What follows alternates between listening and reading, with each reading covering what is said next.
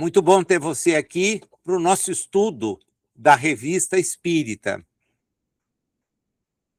A tarde de hoje nos reserva um texto que é extremamente oportuno e revelador da preocupação de Allan Kardec com um assunto que vai ser objeto de um detalhe muito grande em O Livro dos Espíritos. Todos sabem que, quando Allan Kardec se aproxima dos espíritos, naqueles grupos, num primeiro momento, reunidos na casa deste ou daquele amigo que insistiu tanto para que ele participasse do trabalho com as mesas girantes, ele se liga na questão de ter uma ideia a mais precisa possível de quem são os intermediários que ele tem para conversar. E isto o leva a desenvolver uma série de hipóteses que ele vai esclarecendo, mas, ao mesmo tempo, a ser precavido em relação a quem com ele mantém contato. Ele vai revelar mais tarde que, ao lado de inteligências primorosas com as quais ele pôde crescer, porque o alertavam, o orientavam sobre pontos e questões que ele nem ao menos tinha uma ideia pudessem ser encaminhadas por aqueles rumos, né? Ele vai nos esclarecer que também há espíritos que não acresciam absolutamente nada àquilo que ele já conhecia. E as almas dos homens que viveram na Terra têm exatamente essa conotação. Nós, na realidade mais ampla, somos aquilo que efetivamente agora somos, nem mais, nem menos. Né? Na medida em que nos portamos, nos comportamos, na medida em que pensamos, nós damos o sinal evidente do nosso quadro evolutivo individual. E pensando em todas essas situações, ele escreve logo no início da Revista Espírita um texto denominado Quadro da Vida Espírita. É um texto robusto, extenso, profundo, e que, naquele momento, lhe permite antecipar alguns pontos que depois, mais tarde, ele vai aceitar, porque foi isto mesmo que ele constatou, ou deixar de lado. Né? Esta característica de Kardec é muito interessante, mas é absurdamente interessante. E me parece, isso é uma questão assim que a gente reflete cada vez mais, que os espíritas, né, o movimento espírita, não se deu conta disso.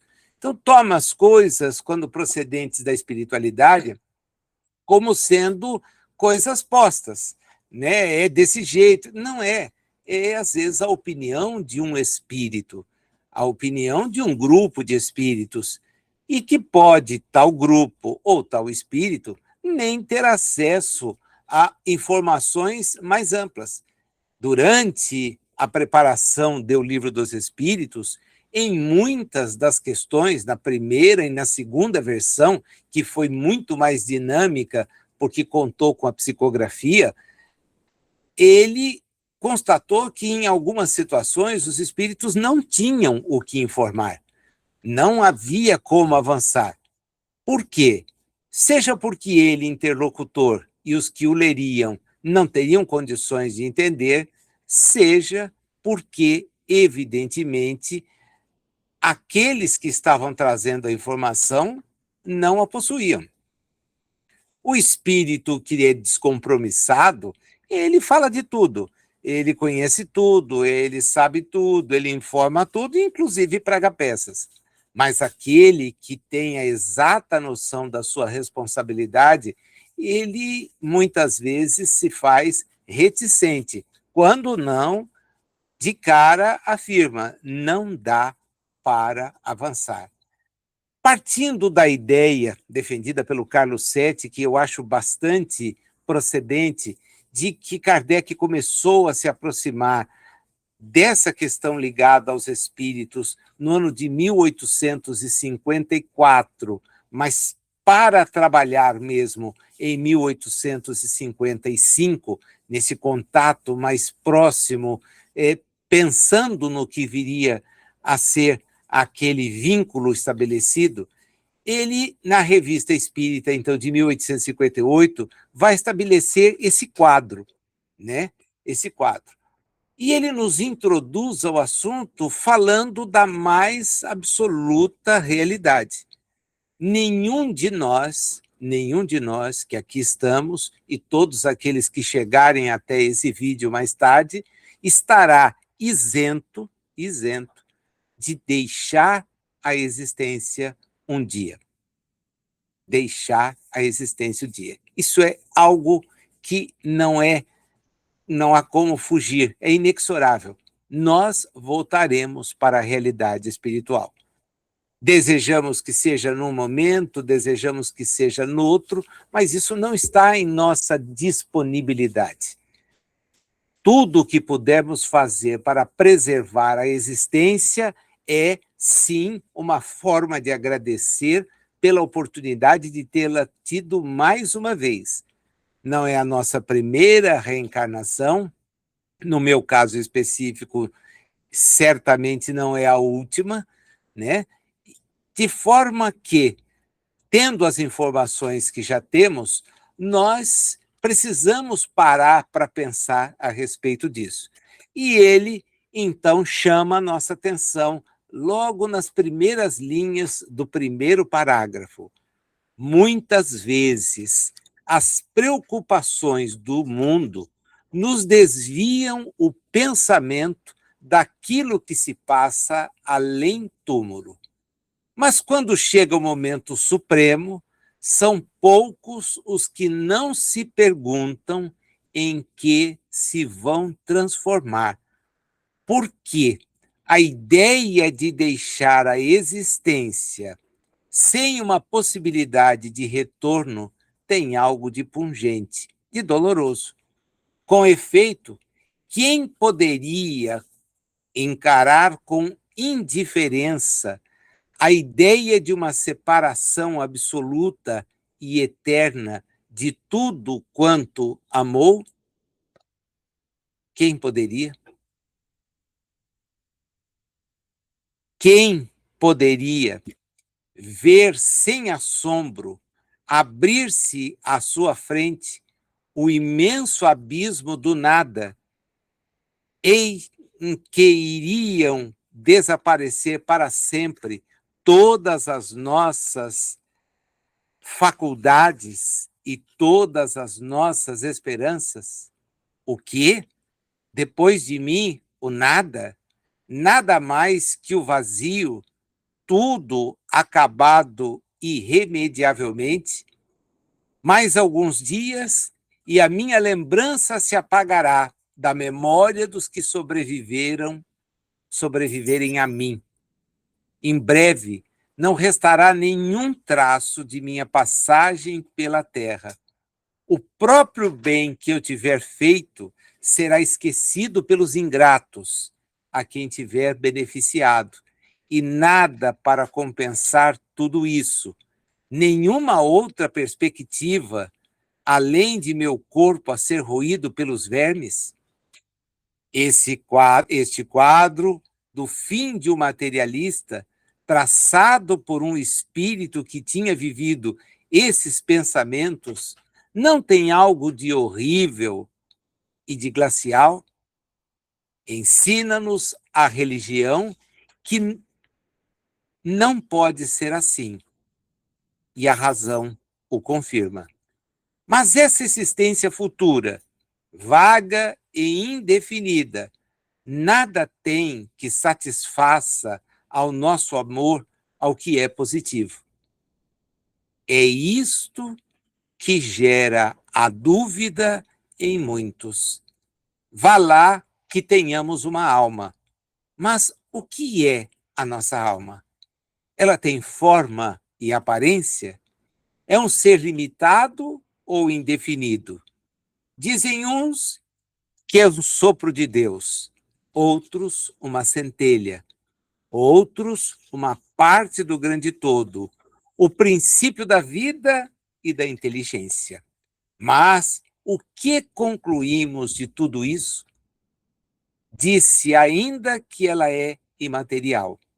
Mas uma coisa imaterial não poderia ter proporções definidas. Para nós, isso não é nada. Ensina-nos ainda a religião que seremos felizes ou infelizes, conforme o bem ou o mal que tivermos feito. Mas qual é a felicidade que nos espera no seio de Deus? Vocês sabem, porque estão acostumados, e a minha pausa aqui é proposital, que Allan Kardec, quando inicia um texto crivado de perguntas, ele nos mostra a necessidade de respondê-las. E ele o faz preocupado exatamente em esclarecer aqueles pontos que, longe de serem apenas pontos vazios, né, de mera retórica, são pontos que o ocupam e preocupam. Essa sua técnica redacional é absurdamente lógica, absurdamente lógica. Veja, ele parte de uma constatação óbvia. Todos nós, enquanto ocupando corpos, temos a existência condicionada a eles. O materialista entende que é apenas o corpo. E se assim o entende, é evidente que para ele tudo está resolvido. Após a morte, não há nada a se esperar. Entretanto, aqueles que não admitem que somos apenas o corpo, temos uma preocupação. O que nos sucederá? Ele diz: a religião acerta quando diz que há em nós algo além da matéria. Porém, esse acerto conduz a conclusões que nem sempre se mostram acertadas. Exatamente porque as teorias que falam sobre a vida espiritual são teorias implementadas por aqueles que estão reencarnados. E eles então começam a conceber as coisas como acham que deveriam ser, como gostariam que fossem. Qual o diferencial em relação a essas informações daquelas apresentadas pela doutrina espírita? Elas são fruto do ensino ofertado justamente por aqueles que já mudaram de lado inúmeras vezes e que acorrem a um projeto que é um projeto não estabelecido por Hippolyte Lyon Denisard Rivaio, mas é um projeto que tem a característica de cumprir a vontade de Deus, de dar acesso a informações que todos nós podemos, em conhecendo, bem aproveitar para o nosso próprio avançar, para a nossa própria melhoria do ponto de vista evolutivo. O quadro ou os quadros que nos são apresentados da vida espírita retratam exatamente isso. Como ele disse que a religião estava certa, ele começa a se perguntar sobre aquilo que a religião afirma. E a gente, quando lê o texto, encontra exatamente a similitude do que é divulgado, particularmente em termos de Ocidente, a partir da ideia de uma determinada visão religiosa e seus desdobramentos. Será a beatitude uma contemplação eterna, sem outro objetivo, além de cantar os louvores ao Criador? As chamas do inferno são uma realidade ou uma ficção? A própria Igreja o entende nesta última acepção, mas quais são os sofrimentos? Onde o lugar do suplício? Numa palavra, o que é que se faz ou se vê nesse mundo que nos espera a todos? Veja a técnica que ele depois vai desdobrar no texto do livro O Céu e o Inferno, ou A Justiça Divina segundo o Espiritismo, é justamente pegar o que se propõe e confrontar. Porque a ideia que os que aqui estamos, reencarnados milhares de vezes, é uma ideia que nós desenvolvemos a partir do que imaginamos, ou de lugares onde estejamos. Se nós pegarmos, por exemplo, no livro Libertação, psicografia de Chico Xavier, autoria espiritual André Luiz. Os habitantes da cidade visitada por André Luiz e Lário Gúbio, no trabalho a que eles se dedicavam de oferecer ajuda a alguém que passava por um processo obsessivo extremamente rigoroso e de servir de ponte para, de alguma maneira, eliminar o que ali desenvolvia uma outra entidade que tinha domínio sobre aquela região, é um trabalho que, se for bem examinado, permitirá que aqueles espíritos tenham a ideia da realidade espiritual como uma ideia de sofrimento atroz, de muita dificuldade, de muita perseguição, de muito abandono, etc, etc, etc. Então, compor na realidade encarnatória, a partir de lembranças que tenhamos da realidade espiritual, é algo que a gente não pode deixar de considerar.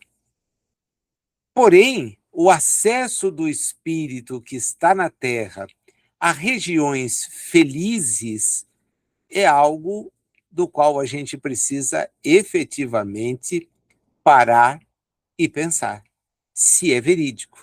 Porque Jesus, que justamente entre nós representou a presença de alguém que houvera vencido a si mesmo, tanto que é por nós entendido como um espírito celeste, porque cumpre uma missão em relação a bilhões de outros espíritos, zelando para que tais espíritos avancem na senda evolutiva e nos ofertou o seu exemplo, ele não nos fala de Deus como sendo alguém a esperar louvores, mas nos fala de Deus agindo.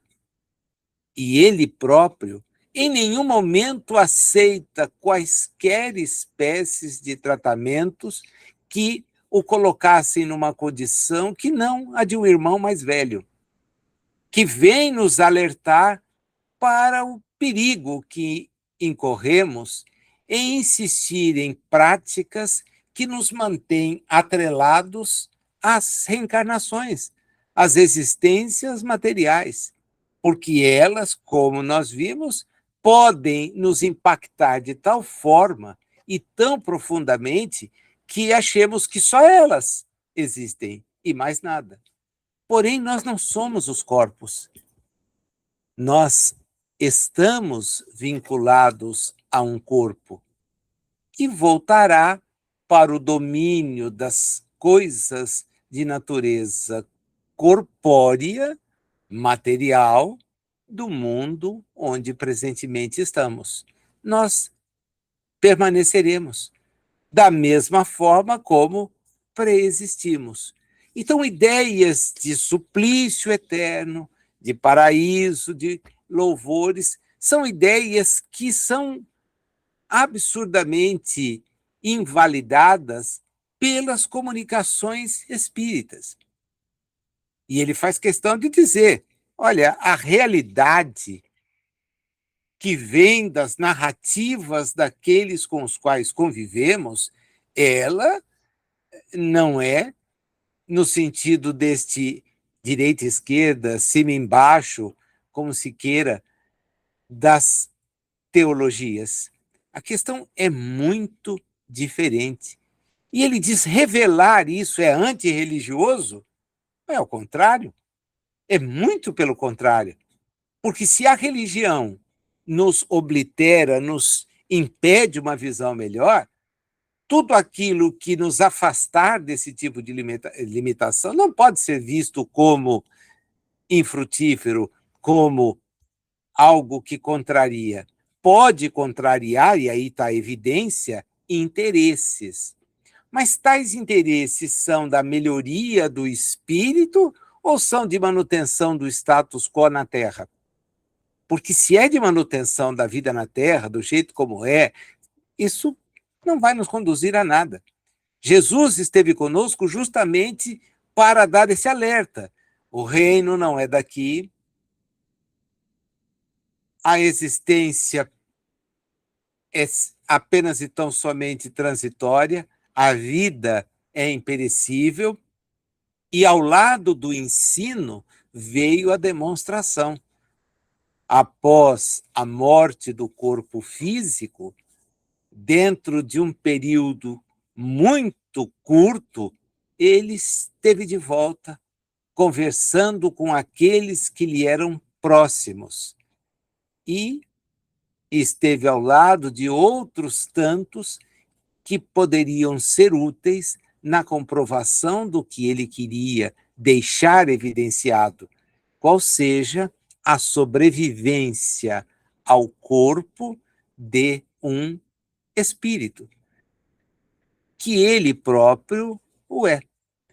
Ao voltar, ao demonstrar isto, é evidente que o conhecimento da época talhou isso de uma maneira que acabou por levar ao afastamento de quem se aproximou desse tipo de informação, porque ela foi dada no sentido de que havia uma ressurreição de um corpo morto.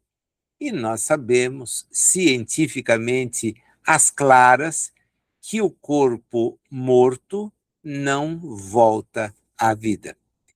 E o detalhe, está morto do ponto de vista do seu vínculo com o espírito, porque do ponto de vista da vida que ali está, ela é plena e vai levar, num período talvez um pouco maior, a manifestação de outras formas que ali estavam.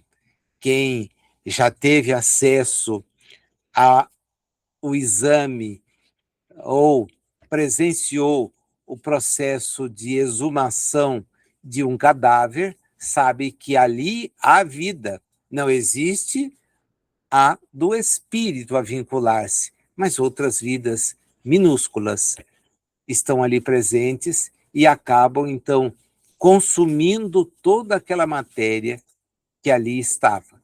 Então, percebam, a mensagem é espiritual, mas ela não foi compreendida assim. Faltavam recursos, faltavam outras informações. Jesus já havia prevenido que sim.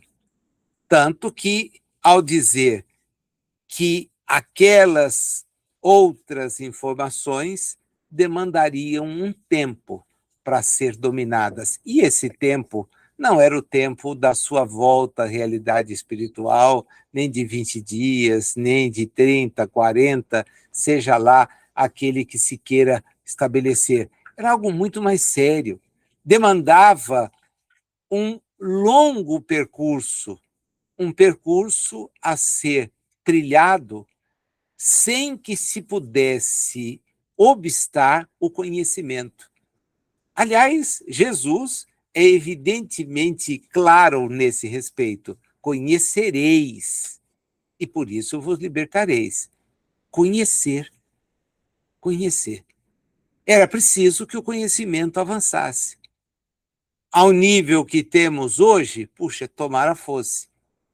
Mas, por uma programação, essa vinda da informação espírita precede aos nossos dias e acompanha os nossos dias com a mesma seriedade, com o mesmo interesse demonstrado no percurso de toda essa jornada. O Espiritismo, diz ele, é um grande auxiliar da religião, né? Se assim é porque Deus o permite. E o permite para quê? Para evitar que o homem perca as esperanças, que ele se reconduza a um caminho que não pode ser deixado, que é o caminho que lhe dá chance de chegar à realidade espiritual em melhores condições do que quando dela vem. Ele chama a atenção que na revista há uma seção e que vocês facilmente identificam, porque ela sempre tem um destaque, denominada Conversas Familiares de Além-Túmulo. E ele tomou cuidado, sempre que pôde, ao longo dos anos que dirigiu a revista, de fazê-las conhecidas do grande público.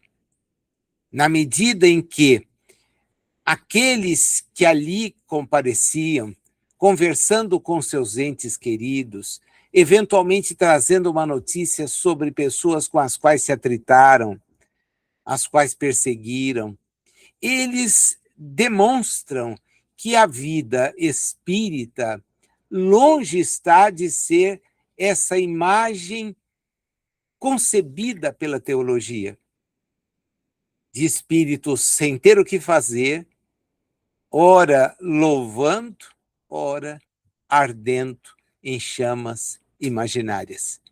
Isso não significa que não hajam regiões de sofrimento, bem como que não as haja de beatitude, de felicidade. Mas nós estamos falando agora de espíritos recém-saídos de um mundo de expiações e provas.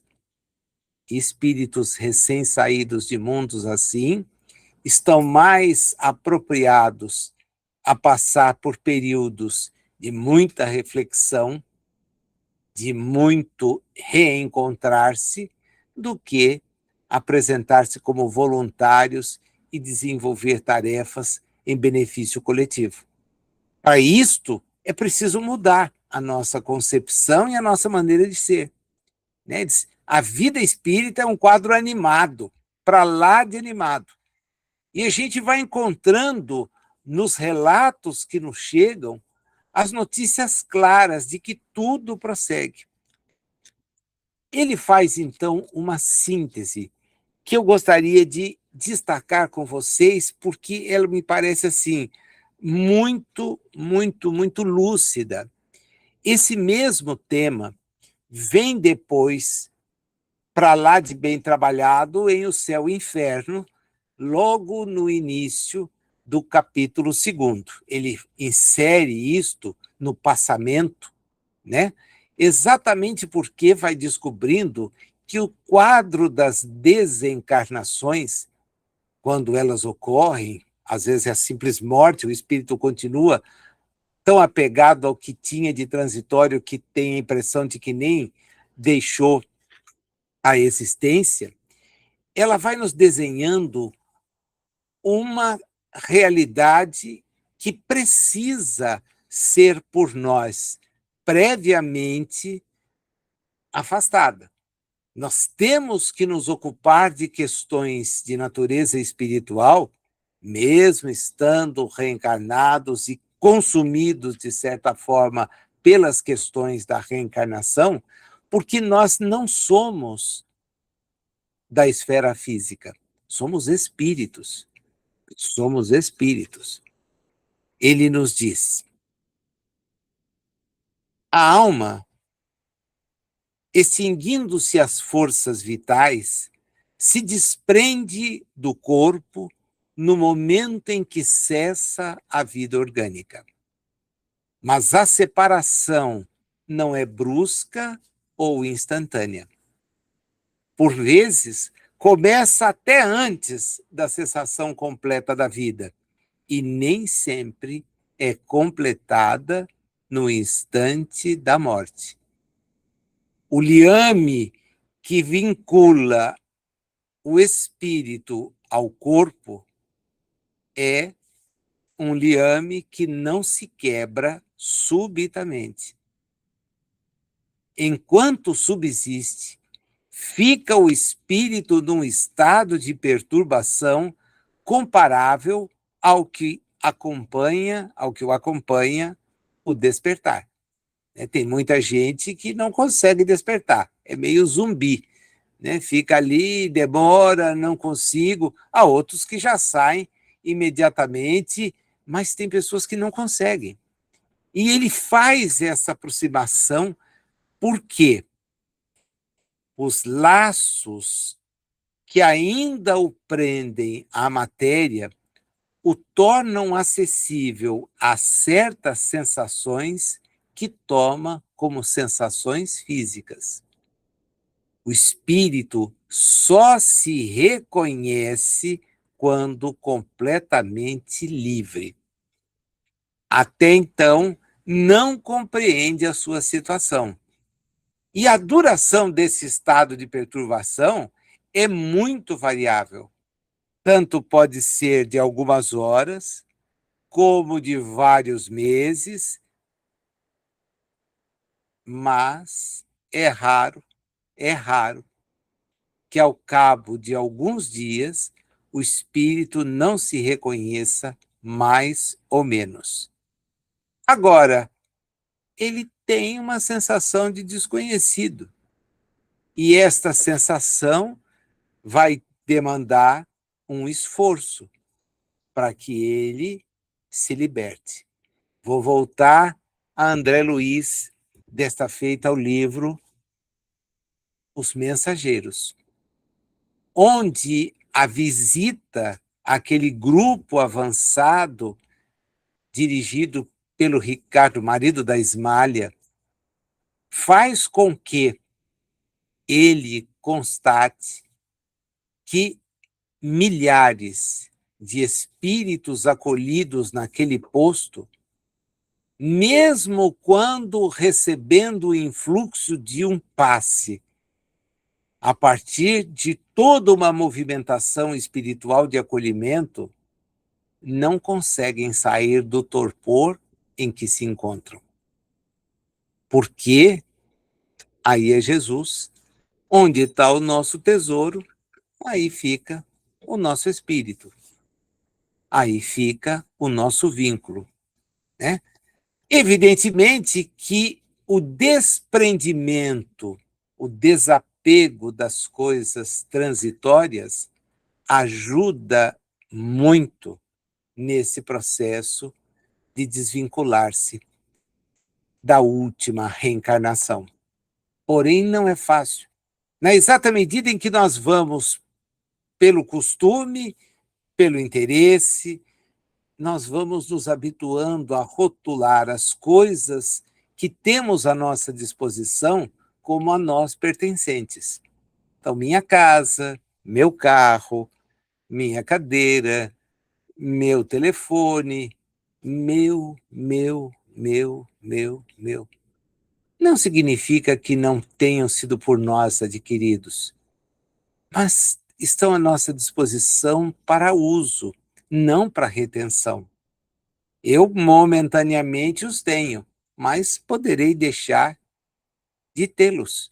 E é importante que eu me prepare para esta separação, de tal forma que entender a realidade para onde estou voltando e da qual viemos, me faça experimentar a tranquilidade de um viajante que vai saber notícias daqueles que ali permaneceram, porque dali esteve distante.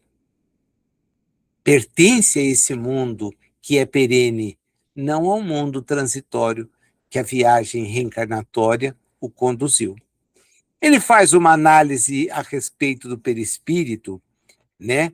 E eu vou pedir licença para suplantar esses parágrafos em que isto está descrito. É uma maneira, nós estamos em 1858, ele vai introduzindo na revista informações que mais tarde ele trabalhará de uma maneira assim mais aprofundada, mais elaborada, porém ele já tem claro que o perispírito exerce esse papel de vincular o espírito aos corpos das jornadas de natureza material, vou chamar assim, embora a matéria seja energia, de acordo com os mais avançados conhecimentos que temos do ponto de vista científico, disponíveis hoje, esse vínculo mantém o espírito estabilizado para um período, que pode ser um período de muitos ou de poucos anos, mas é sempre um período provisório.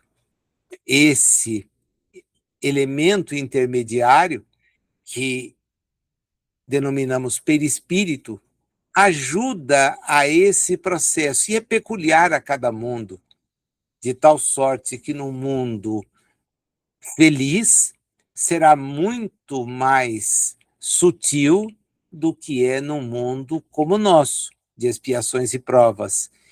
E, por sua vez, o do nosso mundo será mais sutil quando comparado ao de um mundo primitivo, onde a rudeza, a dificuldade serão a pedra de toque para o despertar do espírito. Eu vou pular isso porque isso dá um seminário, se a gente for avançar. Eu quero voltar àquilo que ele está falando, né? A separação, mas e daí? Você recobra? Insiste ele. A princípio, o espírito não compreende essa nova maneira de sentir, da qual, aos poucos, só aos poucos, se dá conta. Aqueles cuja inteligência é ainda muito atrasada não a compreendem absolutamente e sentiriam muita dificuldade em exprimi-la, exatamente como entre nós, os ignorantes veem e se movem sem saber como nem porquê. Essa impossibilidade de compreender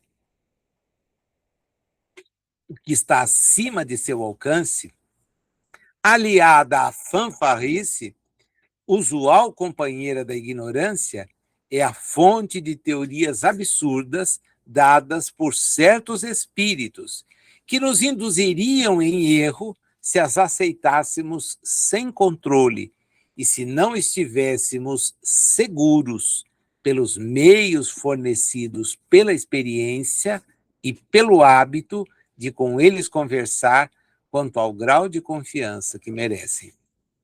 Como disse, antecipando esse trecho, ao se aproximar das entidades, ele recebia a informação.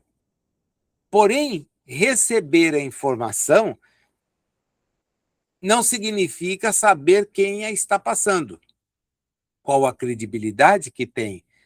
A informação precisa ser examinada por ela mesma, razão pela qual, toda vez que ele se deparava com nomes de espíritos que na Terra haviam sido muito respeitados e tinham posturas respeitáveis, ele se chocava.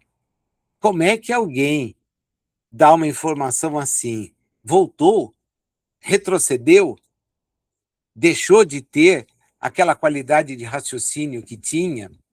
Nós percebemos nitidamente o seu preparo e a sua prevenção, porque ao divulgar algo que representa mesmo um absurdo, pelo divulgar, nós vamos dando a algo que é sério pontos de perda de credibilidade. Divulgar o ensino porque veio da realidade espiritual não tem muito sentido, sem que esse ensino se revista da seriedade de que devem se revestir as comunicações espirituais, a depender de quem as dá. Então, eu não posso imaginar que um espírito como o de Chico Xavier, devoto à realidade espiritual, vá trazer notícias, fofocas da realidade mais ampla. Ele não se portava assim enquanto estava entre nós. Que venha nos recomendar o apego. Quem? Chico? O desapego em pessoa? Vai voltar agora dizendo que nós temos que guardar, temos que acumular? Não. Então, ainda que a entidade se revele Francisco de Paula Cândido, Francisco Cândido Xavier, e queira, com isto, nos convencer de que aquilo que ele está nos passando é correto, nós temos que simplesmente ignorar a informação vinda. E Kardec se deparava com isso o tempo todo. Mas ele vai percebendo que a ignorância em relação à realidade espiritual, ela existe. Não é porque o espírito desencarnou que ele tem à sua frente descortinada todas aquelas áreas que nós gostaríamos de conhecer. Não tem. Não tem como. Se ele não é um espírito que tem um cabedal intelectual e de experiências que lhe permitem trazer tais informações, elas não serão dadas. Não serão dadas.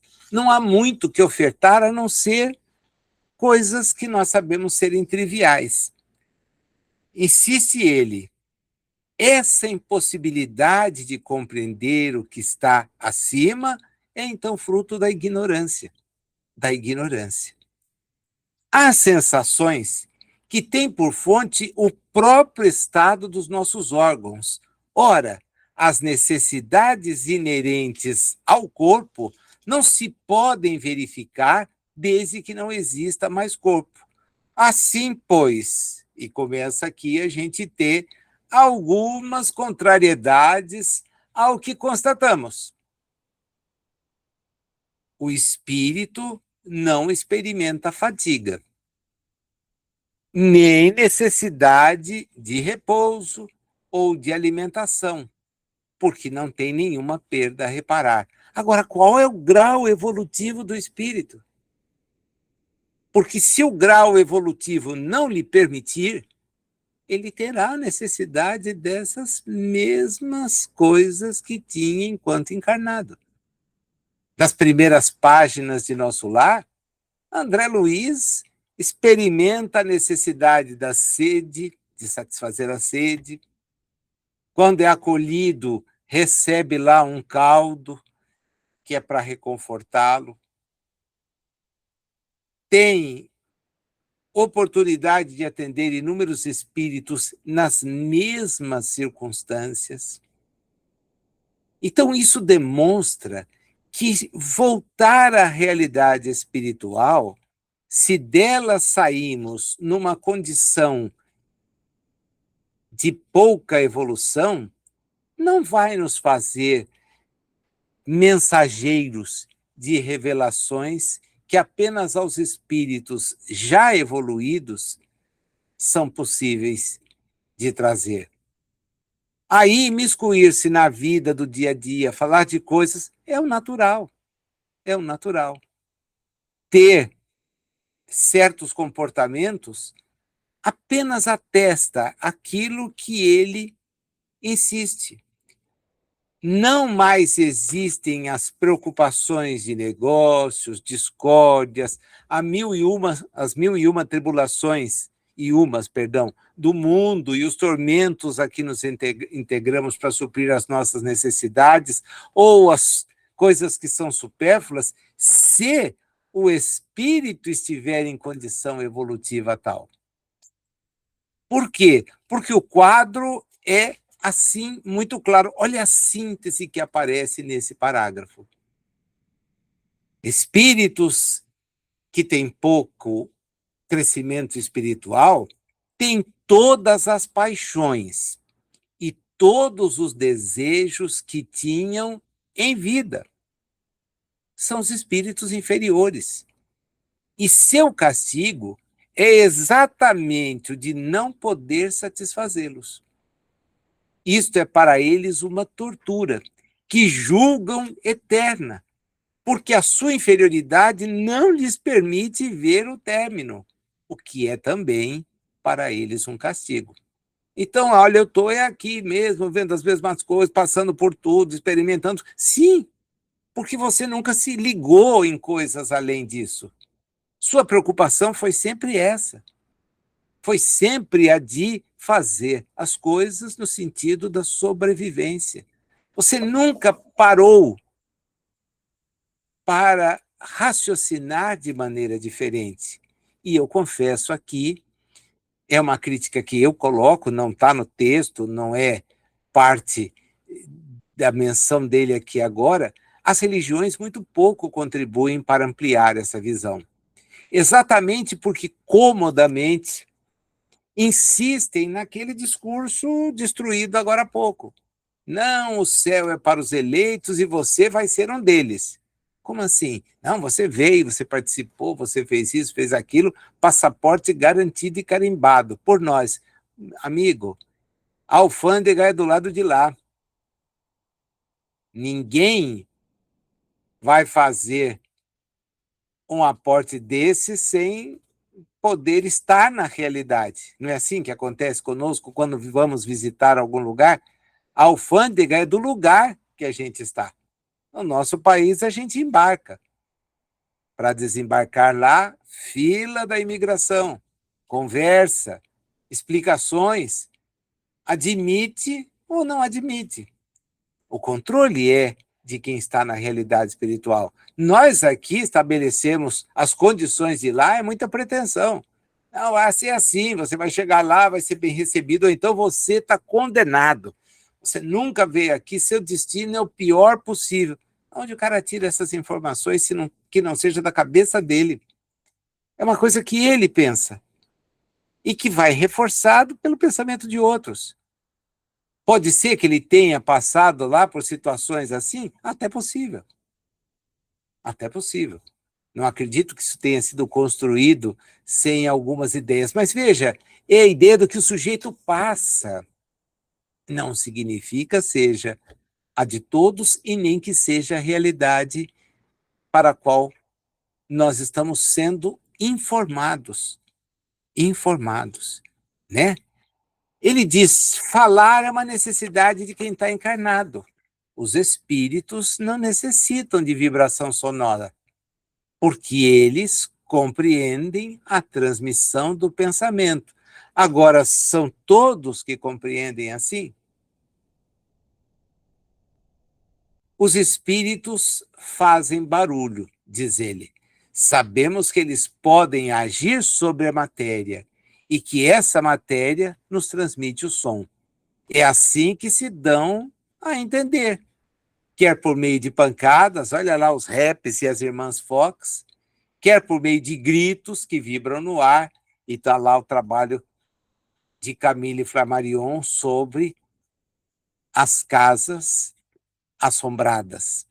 Mas, então, quando isso acontece, é um desejo de comunicar-se conosco, mas não para eles. E ele, então, chama a atenção de que vai falar sobre isso quando tratar dos médiuns que ouvem.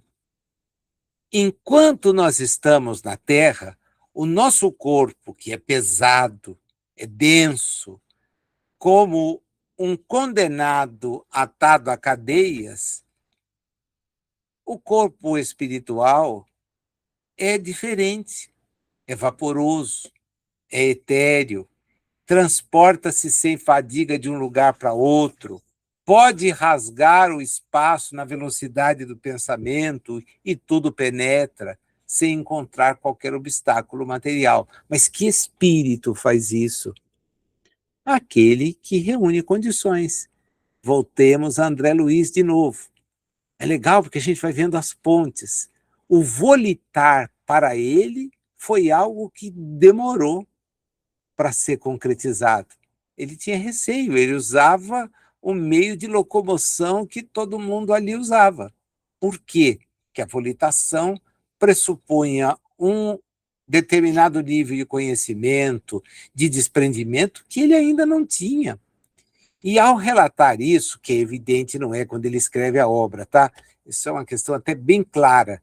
Ninguém dá saltos do ponto de vista evolutivo, mas foram impressões e situações pelas quais ele passou.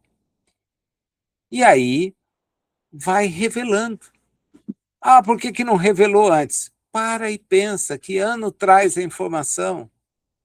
Ele havia desencarnado poucos anos antes. Ah, mas se era para trás, porque não havia doutrina espírita. Estamos na virada do século XX. A doutrina espírita, 1858, 57, publicação do Livro dos Espíritos, o exemplar que a gente está lendo, 1858. Então, perceba como as coisas vêm devagar. Agora, o sujeito se recorda de por onde passou, aquilo que experimentou, e, evidentemente, nos traz essa notícia, para que nós entendamos que não há saltos, que é necessário que a pessoa se conscientize dessa volta e que não leve na sua consciência remorsos, vínculos. Jesus havia alertado para isso. Não tenha inimigos. Se reconcilia rápido, porque pode ser que quando você não tiver como caminhar, porque estará em trevas, você se arrependa de não ter ficado bem com quem precisava ter ficado.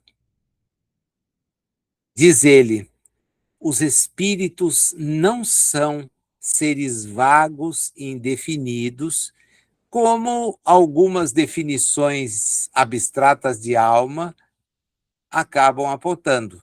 São seres reais, determinados, circunscritos, que gozam de todas as nossas faculdades e de outras que nós não conhecemos.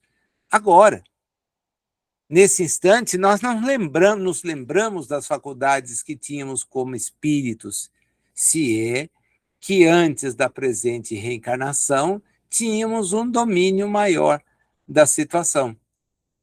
Né? Eu percebo essa diferença pela facilidade com que, às vezes, as pessoas entendem o ensino espírita.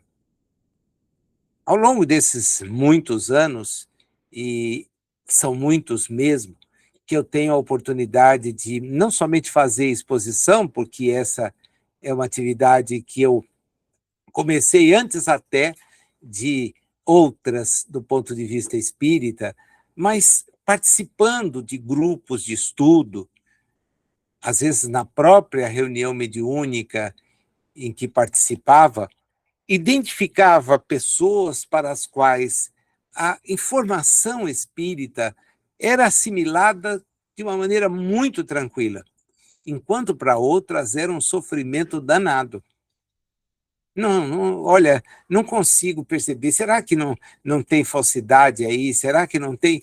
Nenhum de nós deve aceitar as comunicações espíritas sem o critério da racionalidade.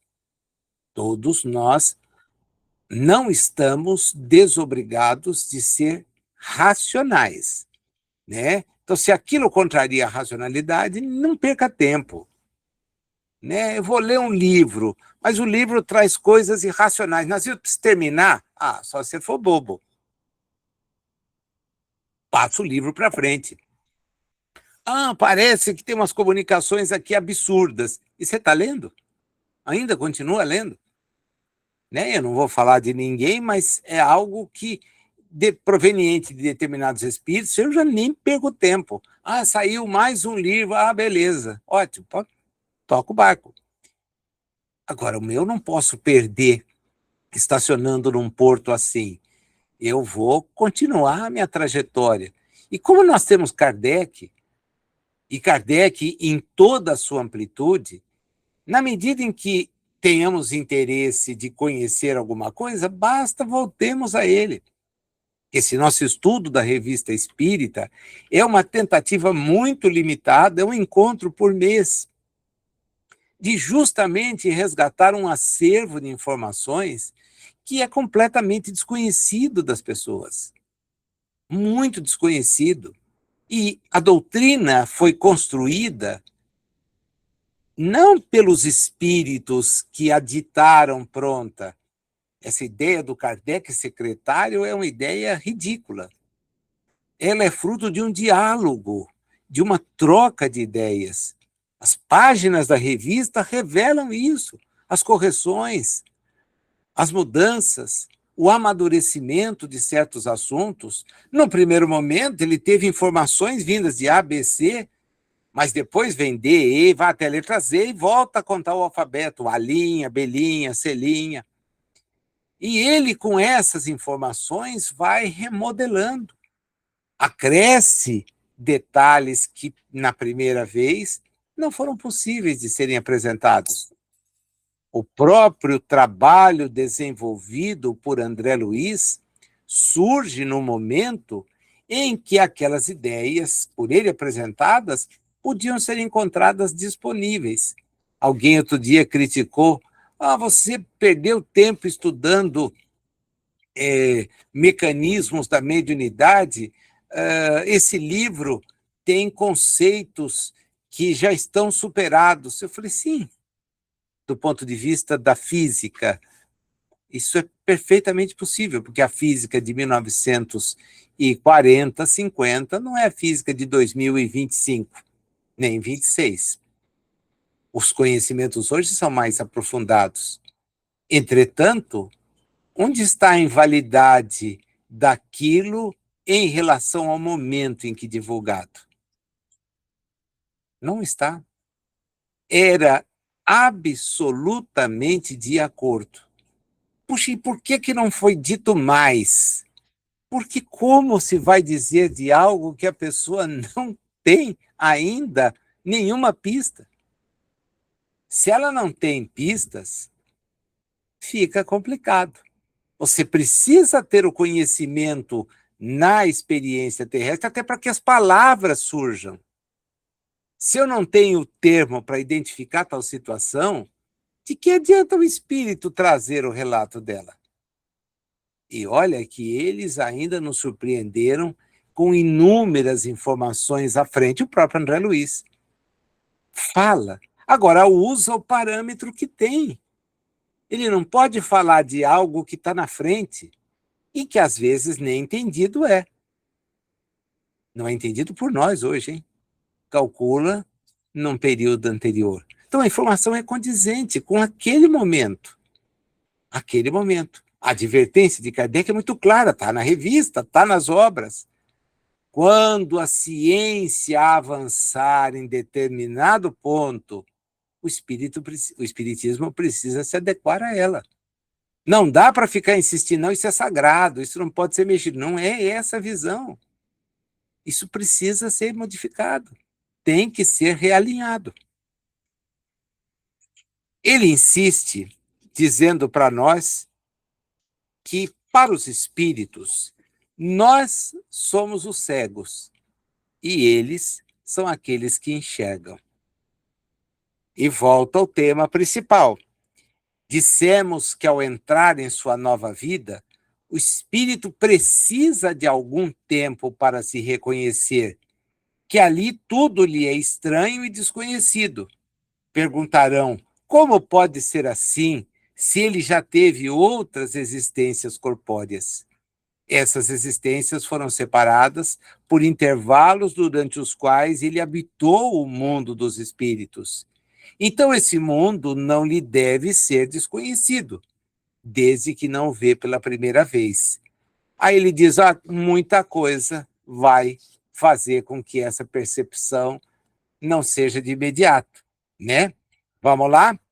A morte traz perturbação, que pode ser curta, mas pode não ser. Nesse estado, suas ideias são sempre vagas e confusas. A vida corpórea se confunde até certo ponto com a vida espírita, e ele ainda não pode separá-las em seu pensamento. Dissipada a primeira impressão, as ideias pouco a pouco se aclaram, e a ele volta, mas gradativamente, a lembrança do passado, pois essa memória jamais irrompe bruscamente. Só quando ele se encontra inteiramente desmaterializado, e vale a pena grifar isso, inteiramente desmaterializado, é que o passado se desdobra à sua frente, como um espectro saindo de um nevoeiro. Só então ele se recorda de tudo, depois das existências anteriores e das várias passagens que esteve lá. Compreende-se, pois, que durante um certo tempo esse mundo lhe pareça novo, até que ele tenha se reconhecido completamente, recuperado, de maneira que a lembrança vai voltando. E agora há uma outra coisa que a gente precisa prestar atenção, e essa é mais importante. O estado do espírito, como espírito, varia extraordinariamente na razão de sua elevação e de seu grau de pureza. À medida que ele se eleva e se depura, suas percepções e suas sensações se tornam menos grosseiras, adquirem mais acuidade, mais sutileza, mais delicadeza, vê, sente e compreende coisas que não poderia ver, sentir ou compreender numa condição inferior. Cada existência corpórea, sendo para ele, para nós, uma oportunidade de progresso, lança-o um meio novo para ele, porque se tiver, lança-o a um meio novo, porque só se ele tiver progredido é que ele vai encontrar-se num outro ambiente, numa outra realidade. E se ele não conseguiu? Se ele não conseguiu, não vai. É tão evidente, tão lógico. Ele diz: sem evolução, a gente não pode entrar em lugares em que os espíritos inferiores não entram. Assim como num salão da alta sociedade aqui de Paris, pessoas que não estão nem vestidas vão poder ingressar. Elas vão ter que ficar do lado de fora. Quanto menos esclarecido, tanto mais limitado é o seu horizonte. À medida que se eleva e se depura, esse horizonte se amplia e, com ele, o círculo de suas ideias e percepções. Essa lucidez é aproveitada grandemente por Herculano Pires, quando estuda o espírito e o tempo. Para mim, a sua obra assim, mais enriquecedora, na exata medida em que nos mostra que a nossa visão dos horizontes ela vai se abrindo, se ampliando, na exata medida da nossa própria ascensão. Então, em primeiras reencarnações, em mundos primitivos, esse horizonte não vai além da tribo, não vai além do pequeno grupo. No mundo de expiações e provas, as nossas visões também não serão visões alargadas. Isso só vai acontecer na medida em que nós formos avançando. Porque aí você vai descortinando novas realidades. Assim, mas eu estou lá, não dá? Não, não. Porque a nossa capacidade de compreensão, de entendimento daquilo, não existe.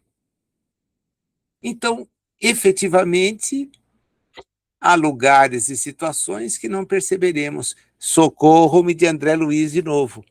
Quantas vezes, ao longo de toda a série que leva o seu nome, ele, em diligência em regiões espirituais, nos afirma: aqueles que visitávamos não assinalavam a nossa presença. Estávamos ao lado deles e eles não sabiam que nós estávamos ali. Visitávamos aquele grupo e ele não tinha a menor ideia. Sentia alguma coisa, mas não sabia que ali estávamos. A visão a respeito da nossa presença não lhes era possível, e por aí afora. Então percebam que, mesmo estando desencarnado, o espírito não vai além da sua própria jornada evolutiva. E isso tem um lado positivo, porque seria impactante. Mas, Nassil, não seria bom para ele se esforçar, e o esforçar e o melhorar foi resolvido naquela passagem do rico e do pobre, que Jesus narra no Evangelho de João. Quando o pobre está numa condição evolutiva melhor, porque já venceu algumas limitações, e aquele que houvera menosprezado, vivido na opulência, pede a Abraão, permita que aquele espírito que ali está volte para alertar aos seus irmãos. Ele diz: não, não é necessário. Os seus irmãos que estão na face da terra já têm informações suficientes. Não é a visita de alguém que vai torná-los melhor. E é exatamente isso que acontece. Então, irmos a lugares melhores nos é interdito, mas o que conhecemos já nos aponta a necessidade da prática do bem. Já nos diz o que deve ser feito. O problema é, nós fazemos. Saber, a gente até diz que sabe, mas se pratica? Põe isso em prática, né? Vamos pegar um texto aqui, um trecho aqui que diz o seguinte: à medida que progridem, está no parágrafo que começa: dá-se o mesmo com os espíritos. À medida que progridem, suas ideias se desenvolvem e a sua memória se apura. Familiarizam-se previamente com a sua nova situação e seu regresso ao convívio dos outros espíritos já nada tem que lhes cause admiração. Encontram-se novamente em seu meio normal e o o primeiro momento de perturbação se reintegram quase imediatamente. Essa é a situação geral dos espíritos no estado que chamamos de erraticidade. E aqui, essa talvez foi uma das razões pelas quais eu insisti em trazer o texto, porque a erraticidade está explicada. O que fazem nesse estado? Como passam o tempo? Isso é de um interesse capital para nós. São eles mesmos que vão responder. Como foram eles que deram as explicações que acabamos de transmitir. Eu não estou falando nada meu. Eu estou falando daquilo que os espíritos apresentaram. É o quadro da vida espírita. Não é, e esse é o ponto mais importante de todo esse nosso estudo, não é um imaginar de quem está na Terra, é um narrar de quem está na realidade espiritual. E eles, então, fazem questão de dizer: isto não é um sistema que tenha saído de um cérebro. Julgamos pelo que vemos e ouvimos. Posta de lado qualquer opinião relativamente ao espiritismo. Hão de convir que esta teoria sobre a vida além túmulo não é irracional. Ela apresenta uma sequência e um encadeamento perfeitamente lógicos, que fariam honra a qualquer filósofo. Eu estaria errado, diz ele, se acreditasse que a vida espírita é uma vida ociosa. Então, nós não podemos pensar assim. Ao contrário, diz ele é ativa. E todos nos falam de suas ocupações. Essas ocupações diferem. Se o espírito está encarnado, você está fora. No estado de encarnação, você tem que cuidar com o mundo que está. E ele recebeu espíritos que estavam em outros mundos encarnados e que se desdobram e vêm trazer suas informações. Estavam lá, mundos mais depurados, não resta a menor dúvida, mas vieram trazer. Contaram o que acontece. As necessidades que dependem do estado físico e moral de cada mundo, bem como da organização dos seres vivos. E não é disso que devemos tratar aqui. Nós vamos falar é dos espíritos errantes. E ele, então, justamente vai trazer, a partir de agora, informações sobre essa situação, falando exatamente que a infinidade dos mundos ela é proporcional ou relacionada à infinidade de situações em que os espíritos podem estar. Quanto mais sofisticada for a elevação, mais sofisticada será a qualidade dos espíritos que ali habitam. Então, a gente tem um parâmetro muito fácil de entender. Mundo elevado só pode ser frequentado por espíritos que detêm elevação. Agora, o mundo menos elevado terá espíritos menos elevados, menos depurados, menos esclarecidos, mas nem por isso menos bons. Não significa que sejam criaturas más. Ainda não conseguem praticar o bem com todas as suas ações e nem mantê-lo em todos os seus pensamentos. Vão influenciar? Sim, diretamente. Os espíritos mais elevados influenciam coletivamente. Ele insiste no valor do senso moral, que é algo que o espírito vai adquirindo na medida em que vai descobrindo que a prática do bem é o único caminho para libertar-se das condições em que se encontra. E ele, então, faz uma narrativa mostrando justamente essa situação de informes que teve que permitem dizer sobre decisões que são tomadas em benefício daquela pessoa e do grupo em que ela está. Quais são as sensações experimentadas por um espírito que por elas passa? Como ele narra e como ele se sente acolhido ou não, e por aí afora. Até chegar, o que é absolutamente natural, né, na condição daqueles espíritos que não avançaram. Ainda não fizeram porque o tempo, as experiências encarnatórias não o permitiram, ou não lograram avançar pela sua própria opção. porque insistem na prática do que prejudica aos outros. O quadro da vida espírita sintetiza a evolução atingida por cada um de nós. Então, na medida do nosso evoluir, nós iremos percebendo as coisas. Sem ele, nada. Então, as ideias que teremos serão sempre relacionadas, permitidas, compreendidas, deduzidas e repassadas pela condição pessoal que tivemos.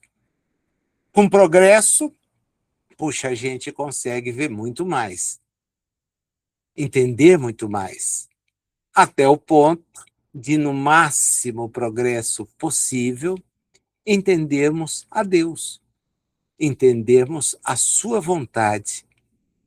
Por enquanto, a gente vai tateando, de experiência em experiência. Agora não resta dúvida.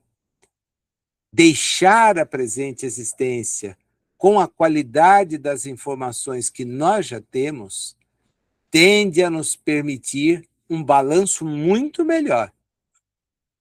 As últimas reencarnações certamente não foram feitas sob a ótica do conhecimento espírita. Ele veio para a humanidade no momento em que a humanidade estava, de certa forma, preparada para compreendê-lo, porque vem falar daquilo que Jesus já falava, mas que não era possível, naquele instante, avançar e dar a conhecer, exceto pela sua presença. Olha, eu voltei. O que significa que todos vocês também terão condições de voltar. Acontece que voltar de onde? Para eles, o mundo era dos mortos. E lá se permaneceria. Até quando? Bem, vieram as teorias para criar. E ele vem nos dizer, não, a vida segue. A gente volta para as regiões onde está. Meu reino não é daqui. Então eu volto a estar na realidade em que posso estar. Vocês a ela não terão acesso agora. Mas o que eu estou dizendo é que é perfeitamente possível chegar lá. Isso não é dado de favor, não é dispensado porque você acreditou, deixou de acreditar, é apenas e tão somente fruto do seu esforço. Então, imaginemos, num simples comparativo para fechar a nossa conversa de hoje, a imensidão universal material. Constelações, galáxias, a se perderem por aquilo que sabemos ser infinito. Já que não dá para delimitar, por uma questão óbvia, saber o que teria depois do limite. Então é infinito, no sentido de limitado. Em toda essa realidade física, existem experiências sendo desenvolvidas. Da mesma forma que a nossa aqui, com toda certeza, em bilhões de lugares, mas de formas mais atrasadas também. O nosso desafio é buscar aquelas que são mais aperfeiçoadas, mas elas também se dão fisicamente. Elas só dispensarão componente material, físico, quando forem em mundos felizes, onde a forma como nós dela necessitamos para a jornada poderá já não mais ser necessária, já que o espírito atingiu um grau evolutivo que não é o de não fazer nada, mas é o de pôr-se à disposição de missões que ele pode vir a cumprir, mas sem perder, porque a missão é uma coisa. Agora, o vínculo se dá em razão justamente dessa morada que ele atingiu. É ali que ele, então, tem o seu especial relacionamento, o seu grupo, a sua família espiritual. No caminho, outros tantos ele veio conhecendo e agregando, mas está numa condição que dedicar-se ao outro passa a ser a razão primeira da sua ocupação, já que ele sabe que somente estimulando no outro a prática do bem vai fazer com que aquele que ele ajuda chegue até lá. É um quadro diferente, não é estático, é dinâmico, e do qual a gente tem uma simples ideia. É muito bacana ver que em abril de um ano seguinte, do lançamento da revista, de 2 anos de O Livro dos Espíritos, Kardec já podia, com base no que tinha colhido ao longo de todos aqueles anos, elaborar esse quadro. E entristece ver que, muitas vezes, as narrativas que ouvimos, provenientes de intercâmbios, etc., expressas em obras, apontam uma realidade diversa, né? Fantasiosa, muito próxima do que teologicamente se difunde, e isso entristece, porque é um material riquíssimo que basta a gente conhecer, refletir para ver qual rumo seguir. Foi ótimo contar com você, desejo revê-lo no nosso próximo encontro e espero estar junto. Até lá!